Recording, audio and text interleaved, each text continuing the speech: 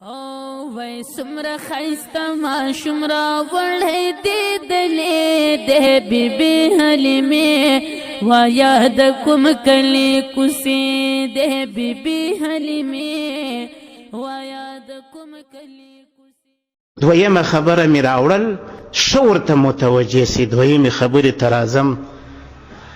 خصوصا د زړه د کومې مې زړه مې درد کوي، درخواست کوم د ټولو مسلمانانو څه مې درخواست دی، بیا خاص کر د نوجوانې طبقې څه اخواهې نارینه یې که زنانه د الله په خاطر باندې خپل حجاب، خپل ستر، خپله پرده دا خوندي وساتي. خلک سته دا کستن زموږ ستاسو حیا اخلي، زموږ ستاسو حجاب و پرده ختم کوي. زموږ علما لیکي په بصره کې یو سړی دی ښه دکان لري په بازار کې، ښه دکانونه دي، ښه سرمایدار تاجر دی، خو دا سړی یو زوی لري غریب. دا زوی یې دومره ښایسته دی په ډېر ادب باندې کله چې د کوټې ته راوځي نو ټول انسانان ورته ګوري، سړی نه پېژني چې دا نجلۍ ده او که هلک دی. دومره په ناز باندې لوی سوی دی. یو څه خلکو ورته ویل چې زوی دې ګرد عمر په کور کې ناست دی، نه تجارت زده دی، نه خرڅول زده دی، نه رانیول زده دی. دا زوی راوباسه د باندې دکان ورته کې دې در سره ناست دی، ستا سره به ځي و راځي، مشکل به د دشمن خطره به هم نه، به یو شراب هم زده کړي، سبا به ته مړ یې. معقوله وجه یې ورته وویله، ښه وجه یې ورته ویل، پوه یې کړي. هغه هم داسې وکړه. زوی چې راوستی په دکان کې کښېنوي، خو دا باید هر سړی په خپل ځان، په خپلو بچانو، پر خپلو زنانو، پر خپلو ټولو قریبانو باید سړی چوکیدار سي، لکه دا دکاندار چې چوکیدار. خو بیا هم پر هغه سربیره باندې به چمونه راځي. دغه نوی ځوان وایي دکان د کپړو دکان دی، زه ناست یم او جامې دي رنګارنګ ټکران دي. یوه سپین سرې ښځه راغله، دا ځوان د بصرې دی، د عراق دی.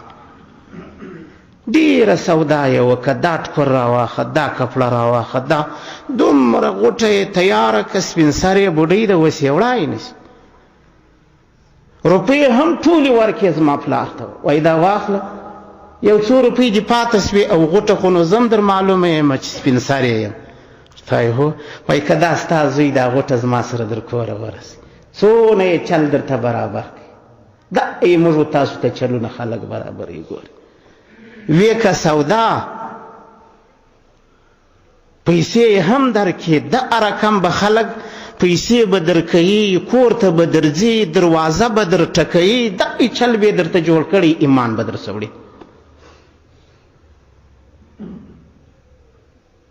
هغه سپین سرې څه باندې زما د پلار زړه وسوده سو، غریبه رښتیا ده دا نه سوړی. بچی یې هله غوټه ورسره ورسوه، د هغې خوا به پیسې م راواخلې. غوټه مې په شا که بویتم څو کلي سها خواته یو غټه بنګله ده، ورننه یې ایستم، ښایسته ځای دی. وایي ها خونې ته یې ورغلم. خونې ته چې ورغلم یو زبردسته پلنګ ولاړ دی، یو پیغله ښځه باندې ناسته ده، دومره حسینه جمیله. وایي غوټه هلته کښېږده، در لاس یې ونیوم. وایي دا سودا مې ټوله د دې دپاره کړې وه چې زه ستا د دکان و مخ ته یو ورځ تېرېدم، پر تا مې سترګې ولګېدې، په هغه ورځ در باندې عاشقه سوم. ډېرې لارې مې درته جوړې کړې، خو ته مې در کوره نه وې سوې را رسولی، نن مې په دې چم باندې در کوره را ورسولی، په دې لار باندې مې راوستې. ژر څه زنا را سره وکړه. وایي ما الله اکبر، زړه کې مې الله ته توجه کړه. الله پاک ته ما ویل یا الله نه مې مور دلته خلاصوی سي، نه مې پلار خلاصوی سي، نه مې ورور خلاصوی سي، نه مې خور خلاصوی سي، ستا نه سیوا یو څوک مې والله که خلاص کړي خلاصوه مې. او ما خو در اوسه دا بدفعلي زنا نه ده کړې. وایي هغه زنانې زما رنګ ته کتل، بس یو دم یې را حمله که، اوس یې را کشولم. وایي ژر څه زنا کوه، هېڅ شی نسته، هیڅ معنی نسته، نه پتا څوک دلته ملامتیا وایي، خپله زنا وکړه. او کلای نسی چې را سره زنا ونه کړي. وایي ما ورته وویل لږ معذرت غواړم، الله پاک په زین کې راواچول. وایي دې راته ویل څه؟ وایي ما ورته ویل اودس ما ډېر ټینګ نیولی یم، ستاسو کور کې ټټۍ یا لیټرین سته؟ وایي دې راته ویل هو. مینځه باندې غږ وکړئ، هله ټټۍ ورته صفا که، ځای ورته برابر که، اوبه ورته ورکه چې ښه ولمبې راووځي، ښه به زیبا شي.